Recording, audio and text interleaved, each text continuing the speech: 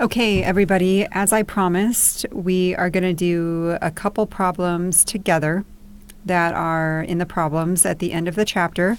They're not problems that are assigned, but they're similar to some of the problems that you have assigned. We're not going to do every type of problem together, but I'm going to pick at least a few from every chapter that we're going to do together. The rest of them you're going to do on your own with the assistance of looking up the information in the textbook. When you get to the point to where you're doing the problems, if you've prepared really well, meaning you've read the chapter, you did those self-study problems that I showed you, you maybe did that adaptive study plan, you're going to feel pretty confident about most of the material. If you don't do that and you just try to skip to the very end of the chapter without reading and not preparing, some of these problems are going to be extremely tricky. So don't do that. Okay, the first one we're going to do is number 4. So number 4, in 2018, Lou has a salary of $53,300 from her job. She also has interest income of $1,600 and dividend income of $400. Lou is single and has no dependents. During the year, she sold some silver coins held as an investment for a $7,000 loss, and we want to calculate the following amounts.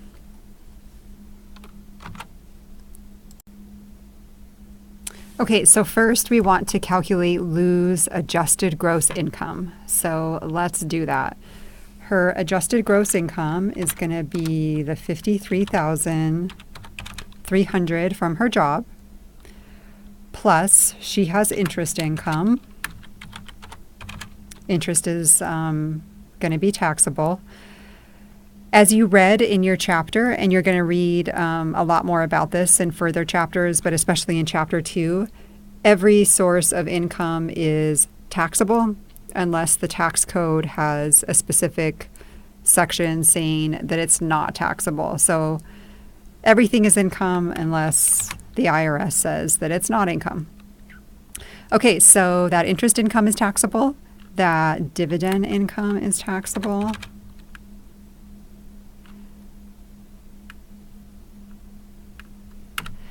And then in calculating Leslie's adjusted gross income, we see that she sold some silver coins held as an investment for a $7,000 loss. So if you hadn't read the chapter and you weren't really prepared for this, you might just want to deduct that $7,000 loss. But you can't do that. So I want to point you to section 1.8 of your chapter where we talked about capital gains and losses. So a capital loss can arise from the sale or exchange of a capital asset. Examples of capital assets held by individual taxpayers, because we're not talking about businesses here: stocks, bonds, land, cars, boats, and other items held as investments or for personal use. So this is a coin collection that was held as an investment, and she has a $7,000 loss. But we learned in the chapter, if an individual taxpayer ends up with a net capital loss, short-term or long-term, up to $3,000 per year can be deducted against ordinary income. So we can't deduct $7,000 here. We can only deduct $3,000 because she's a single taxpayer. So what happens to that other $4,000? Does it just go away and she doesn't get the benefit? No, it gets carried forward to the next year. So what would happen with this capital loss here is she gets to deduct $3,000 from her adjusted gross income in 2008, $3,000 from her adjusted gross income in 2019. Did I say 2008? I meant 2018. And then another $1,000 in 2020. So she still is going to get the benefit of that $7,000 loss, but only $3,000 a year. So if a taxpayer has a capital loss of $100,000 because they had a bunch of stock investments that they made and then they really lost out big, right? They only get to deduct $3,000 a year. So that's going to take, 30 some years before they get to deduct all of that from their adjusted gross income. So something important to remember. So we're going to subtract only $3,000. And we're going to end up with an adjusted gross income of $52,300. Okay, and what is Lou's standard deduction? Standard deductions are in your textbook, so you can go back and refer to those. I believe that they are in section 1-7. The standard deduction for a single taxpayer is $12,000. What is her exemption? The reason why this is still showing up in the textbook, even though there are not personal exemptions anymore, is because there used to be personal exemptions, and they were there for a long time, and that just got to be the way that we all knew and understood how tax returns were being prepared. But the calculation for tax in many things was changed quite a bit with the tax law that the Republicans passed once Trump got in office. So there are no personal exemptions anymore. So that amount is zero. So what is Lou's taxable income? Her taxable income is the $52,300 minus the $12,000. So we have $40,300.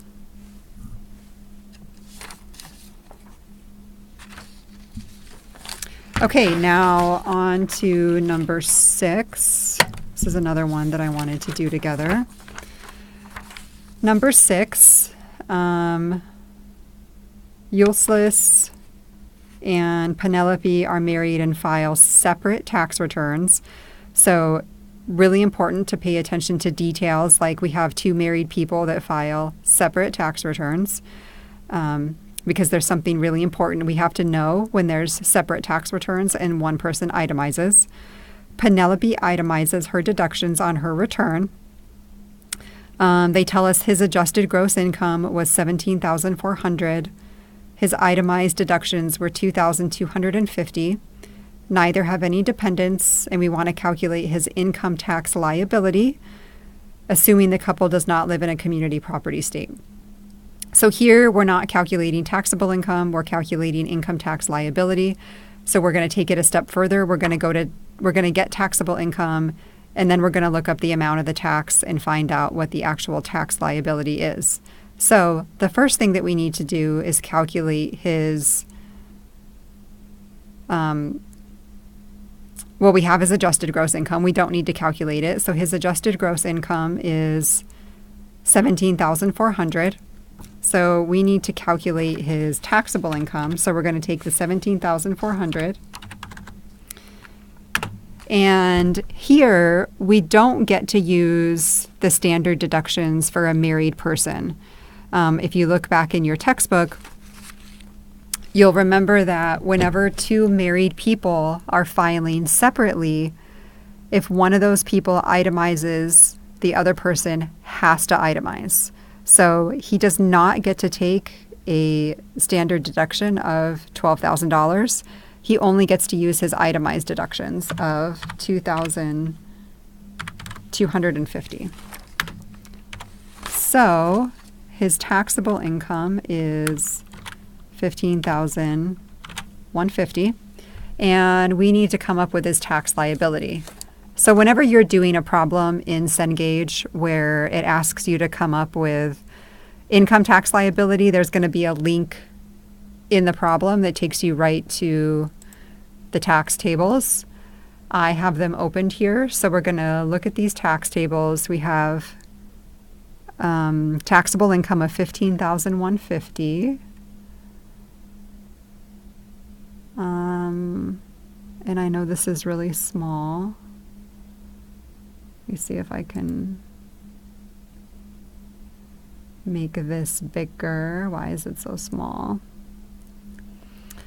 I don't know how to make it bigger for some reason. Why is it so small? Oh, there we go. Much better. Okay. Taxable income is $15,150. $15,150 is right there. Their filing status is going to be married filing separately. So you can see $1,631. So $1,631 is the amount of the tax liability.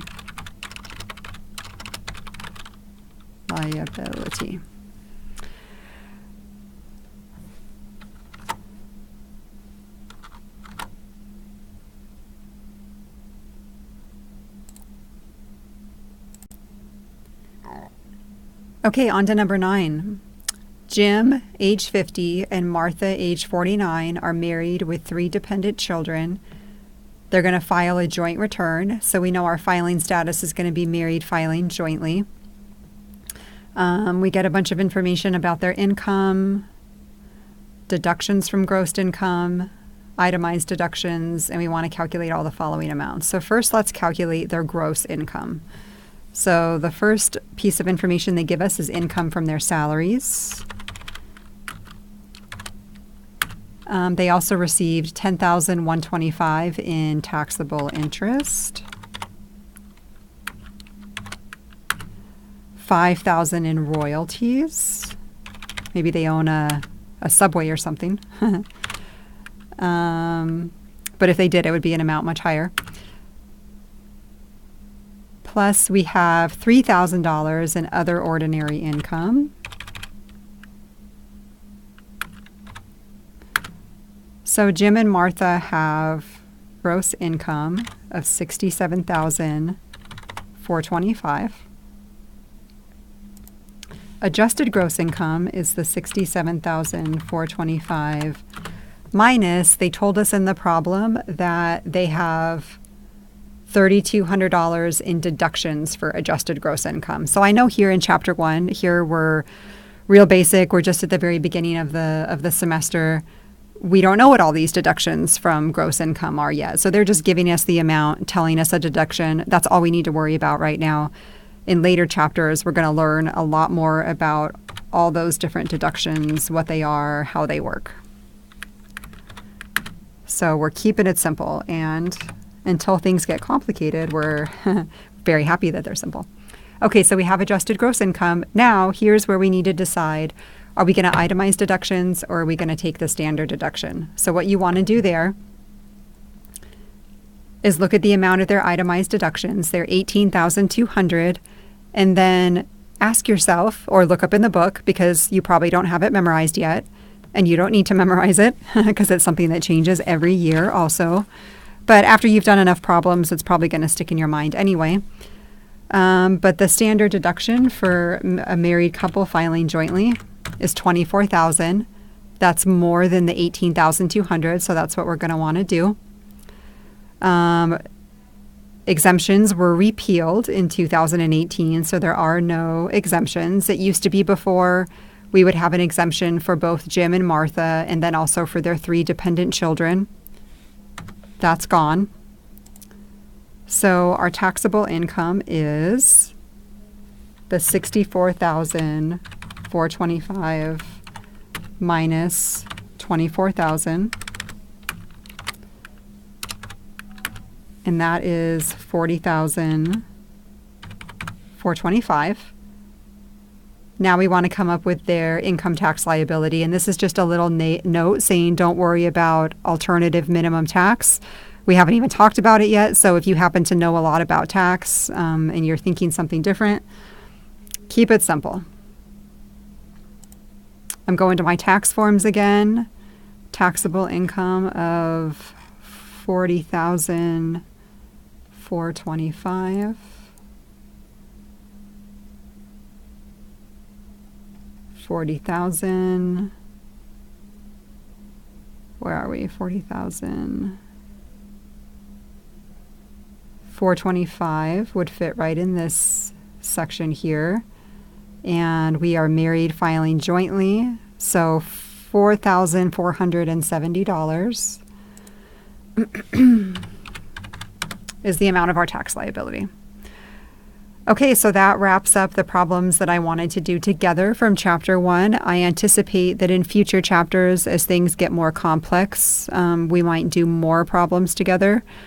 There's a couple chapters that are pretty heavy with a lot of information. Other than that, I feel pretty confident that the rest of the multiple choice problems or questions and problems, you'll be able to easily figure it out yourself, look up the information in the book. And that's it. Email me if you have any questions.